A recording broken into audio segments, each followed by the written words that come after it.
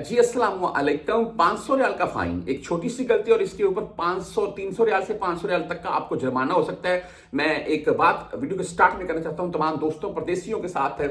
कि ये गाड़ी का हमने टर्न लिया है एक गली से। जद्दा की बात कर रहा हूं मैं, ये हमने मोड़ लिया है, गली की बात कर रहा हूं मैं, किसी बाहर बाजार की बात नहीं कर रहा। तो सामने दौरियत की गाड़ी खड़ी हुई है, उसने वहीं पर रोक लिया। वो दोस्त था, उसने सीट बेल्ट नहीं लगाया, तो मामला क्या बना, 150 रियाल का फाइन। तो भाई अभी ये मामला नहीं, अभी सीट बेल्ट के ऊपर भी 300 से 500 रियाल का फाइन कर देते हैं। बहरहाल जी, ये 300 से 500 रियाल का फाइन हमें इस चीज के ऊपर होगा कि मिसाल के तौर पर अगर किसी भी टैक्सी में भी आप सफर करती हैं, टैक्सी वाला आपको खुद भी आगाह कर देगा, लेकिन फिर भी मैं आपको बता रहा हूं, आप किसी टैक्सी में भी सफर करते हैं, चाहे आपकी खुद की गाड़ी है, टैक्सी वाले के साथ बैठे हुए हैं, आप कोई भी कोल्ड ड्रिंक पीते हैं, पानी पीते हैं, पानी की खाली बोतल है आपके पास, आप कोल्ड ड्रिंक पीते हैं, वो आपके पास है, तो आपने जब वो खाली किया कैन या बोतल, आपने शीशा नीचे किया और उसको बाहर फेंक दिया। जगह जगह भाई कैमरे लगे हुए हैं, किसी भी कैमरे में अगर आप रिकॉर्ड होते हैं, ऐसे कोई भी बोतल या टीन पैक या कोई भी कीस वगैरह, आप ऐप्स में कोई भी चीज लिपेटी हुई है, आप खाली उसको बाहर फेंक रहे हैं रोड के ऊपर, चाहे आप किसी गली मोहल्ले में ही क्यों नहीं जा रहे हैं,